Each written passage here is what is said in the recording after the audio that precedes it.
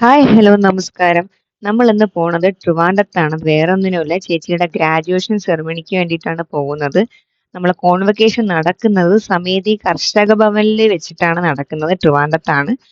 ഇതാണ് സമേതി കർഷക ഭവൻ. അവിടുത്തെ സ്പേസ് എന്ന് പറയുന്നത് അടിപൊളിയാണ്. അടിപൊളിയായിട്ടുള്ള ഒരു സ്പേസ് ആണ്. കാമാൻ കൊയ്റ്റായിട്ടുള്ള ഒരു സ്പേസ് ആണ്. ഇവിടെ ആർക്ക് കണ്ടാലും പെട്ടെന്ന് ഇഷ്ടപ്പെടുന്ന ഒരു സ്പേസും കൂടിയാണ് അവിടെ. ഭയങ്കര കാമാണ്. അതാണ് അവിടുത്തെ ഏറ്റവും വലിയൊരു പ്രത്യേകത എന്ന് പറയുന്നത്. പിന്നെ റിസപ്ഷൻ ഏരിയ ആകട്ടെ അകമാവട്ടെ എല്ലാം അടിപൊളിയായിട്ടാണ് സെറ്റ് ചെയ്തിട്ടേക്കുന്നത്. നമ്മളെ കോൺവെക്കേഷൻ നടക്കുന്നത് ഫസ്റ്റ് ഫ്ലോറിലാണ്. ഇതാണ് കോൺവെക്കേഷൻ ഹാള്. നമ്മൾ ചെന്നതിന് ശേഷമാണ് അവിടെ ബാക്കിയുള്ള കാര്യങ്ങളെല്ലാം സെറ്റ് ചെയ്തത്. ചേച്ചിയാണ് അതിന് മുമ്പേ നിന്ന് എല്ലാ കാര്യങ്ങളും സെറ്റ് ചെയ്തത്.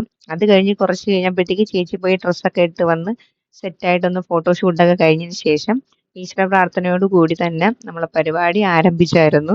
പിന്നെ കുറച്ചു നേരം എല്ലാവരും കൂടെയൊക്കെയുള്ള സ്പീച്ചും കാര്യങ്ങളൊക്കെ ഉണ്ടായിരുന്നു.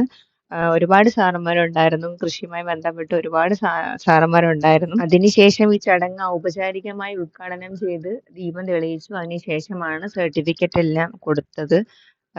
ഫസ്റ്റും സെക്കൻഡും തേർഡും കിട്ടിയവർക്കാണ് ഫസ്റ്റ് ഈ അവാർഡുകൾ കൊടുത്തത്.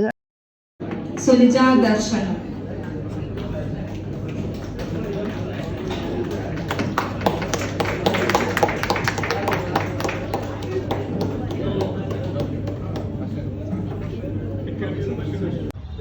അത് കഴിഞ്ഞ് നേരെ നമ്മൾ താഴോട്ട് വന്ന് തൊപ്പി പറക്കുന്ന ചടങ്ങായിരുന്നു. അതിന്റെ കൂടെ ആരൊക്കെ ഷോളൊക്കെ വാരി എറിയുന്നുണ്ടായിരുന്നു.